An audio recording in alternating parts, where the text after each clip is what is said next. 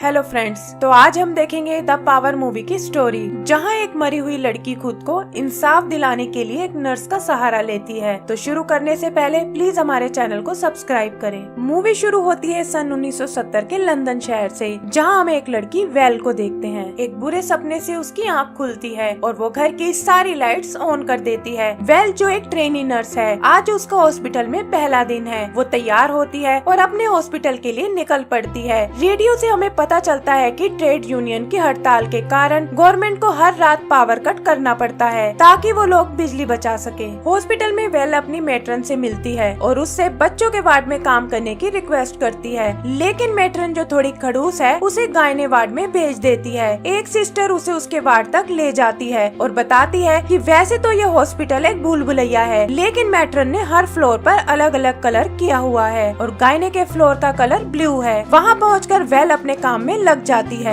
आगे वो एक बाथरूम में जाती है। वहाँ उसे एक लड़की दिखती है जो बहुत डरी हुई है। वेल उसे बच्चों वाले वार्ड में ले जाती है और वहाँ पता चलता है कि उस लड़की का नाम सबा है। वहीं वेल की मुलाकात एक डॉक्टर फ्रैंकलिन से होती है। वो उसे बताते हैं कि सबा बार बार यहाँ से भागने की कोशिश करती है। वेल डॉक्टर से उसकी रिसर्च के बारे में बात करती है, जिससे वो इम्प्रेस हो जाते हैं और मैट्रन से कहकर उसे बच्चों वाले वार्ड में रख लेते हैं। पावर कट की वजह से वो सब बच्चों को दूसरी जगह शिफ्ट करने लगते हैं, जहाँ सबा वेल से अपने साथ चलने को कहती है, लेकिन वेल उसे मना कर देती है। मैट्रन जिसने वेल को किसी भी डॉक्टर से बात करने से मना किया था, इससे नाराज होकर उसकी नाइट शिफ्ट लगा देती है। वेल मना करती है, लेकिन नौकरी जाने के डर से मान जाती है। वो काम कर ही रहे होते हैं कि तभी एक रूम का गेट खुलता है। बड़ी हिम्मत करके वो उसके अंदर जाती है और लाइट ऑन करने की कोशिश करती है, लेकिन वो ऑन नहीं होती। वापिस मुड़ते वक्त पीछे से हवा का झोंका आता है और वो वहाँ से डरकर भाग जाती है। आगे मैट्रन उसे आईसीयू में जाने को कहती है, क्योंकि वहाँ के पेशेंट को मूव नहीं किया जा सकता। वो बताती है कि जनरेटर सिर्फ आईसीयू में पावर देगा और बाहर हर तरफ अंधेरा रहेगा और उसे जब तक अर्जेंट ना हो बाहर नहीं जाना है।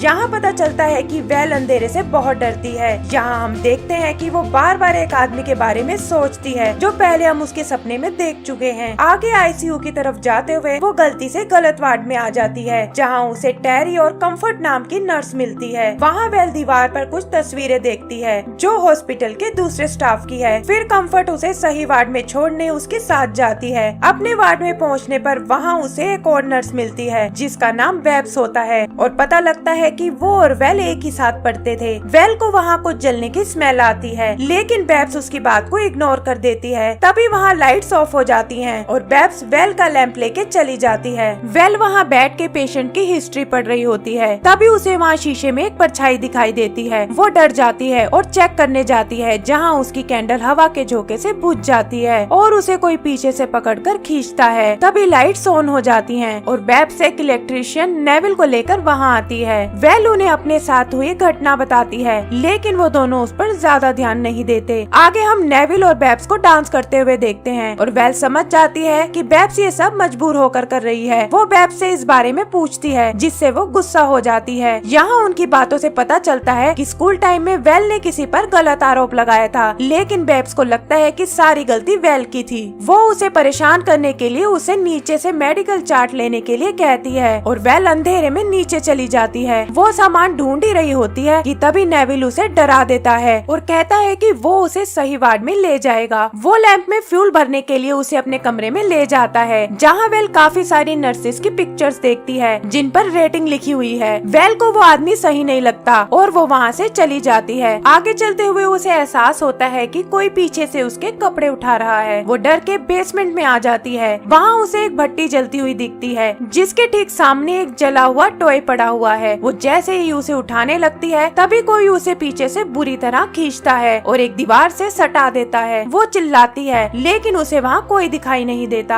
आगे हम नेविल को उसके रूम में जलते हुए देखते हैं और साथ ही देखते हैं किसी ने बेब्स को पीछे से पकड़कर उसकी आंखें फोड़ डाली है। यहाँ हमें एक अनजान लड़की भी दिखाई देती है और तभी वेल होश में आती है। वो वही जला हुआ टॉय पकड़े हुए आईसीयू के बाहर खड़ी हुई है। वो बेब्स को ढूंढती है, लेकिन वो उसे कहीं दिखाई नहीं देती। मदद के लिए वो टेरी और कंफर्ट को फोन मिलाती है। बात करते हुए उसे खांसी आती है और वो देखती है कि उसके मुंह से राख निकल रही है। तभी वहाँ कंफर्ट और टेरी आ जाती हैं और वेल उन्हें अपने साथ बीती सारी बातें बताती है। उन्हें लगता है कि शायद पहला दिन होने की वजह से वो घबरा गई है और उसकी बातों पर यकीन नहीं करती। तभी वहाँ कुछ सामान गिरने की आवाज आती है। कम्फर्ट चेक करती है और वहाँ उन्हें सबा मिलती है, जो शायद शिफ्ट होने से पहले यहाँ छुप गई थी। वेल सबा से घुलने मिलने की कोशिश करती है और उसकी ड्राइंग्स देखती है जो बहुत ही अजीब है। वो सबा से उनके बारे में पूछती है, लेकिन वो कुछ नहीं बोलती। आगे वेल अपने आप को शीशे में देखती है और तभी उसके अंदर कोई शैतानी साया आ जाता है। वो अजीबोगरीब हरकत करना शुरू कर देती है, लेकिन जैसे ही सबा वहाँ आकर उसे पकड़ती है वो ठीक हो जाती है। वेल के ठीक होने के बाद दोनों सिस्टर उसका चेकअप करती हैं और टेरी देखती है कि उसके गले पर चोट के निशान बने हुए हैं। यह देखकर टेरी डर जाती है और हॉस्पिटल से चली जाती है। कम्फर्ट वेल को भी वहाँ से जाने को कहती है ताकि वो घर जाकर आराम कर सके। वेल वहाँ से चलने लगती है और तभी सामने शीशे में उसे एक लड़की का साया दिखाई देता है। देखते ही देखते वो साया उसके अंदर समा जाता है और वेल अपने आप को घायल कर लेती है।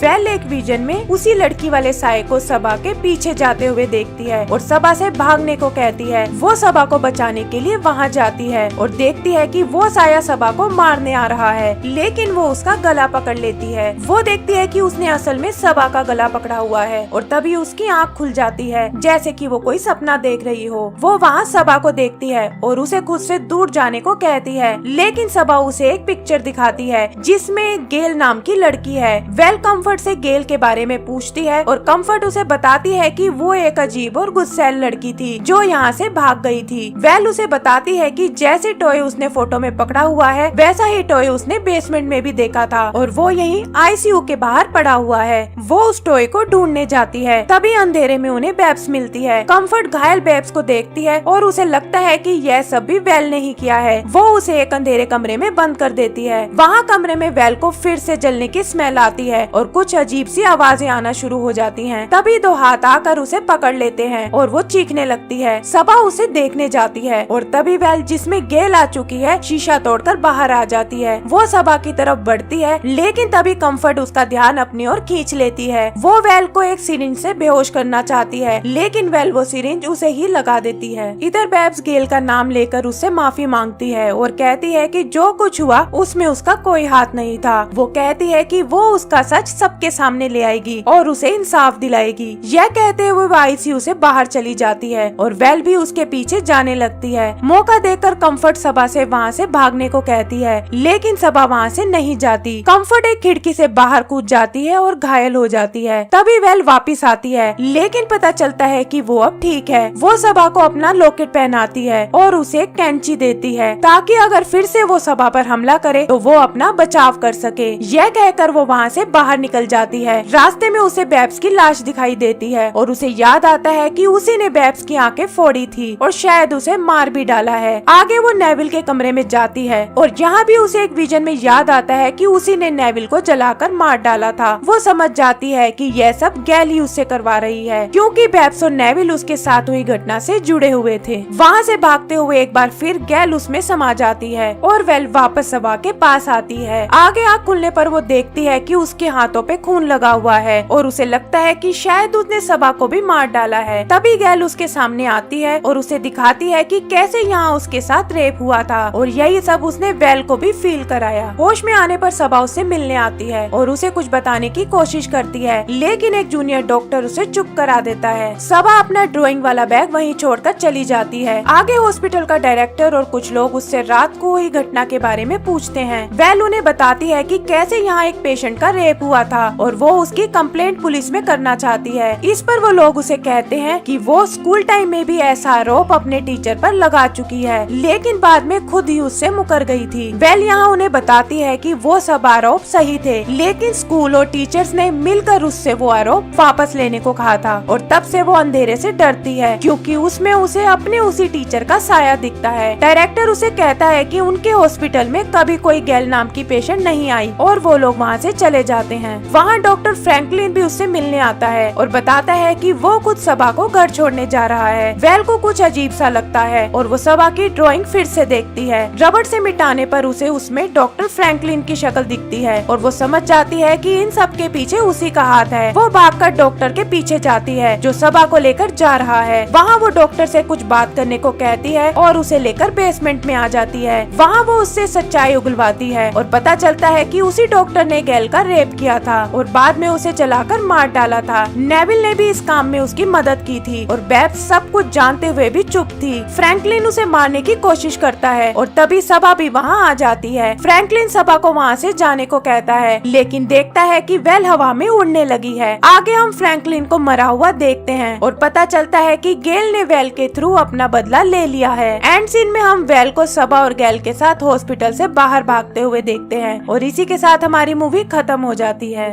दोस्तों, अगर आपको ये मूवी पसंद आई हो तो प्लीज हमारे चैनल को सब्सक्राइब करें। Thank you.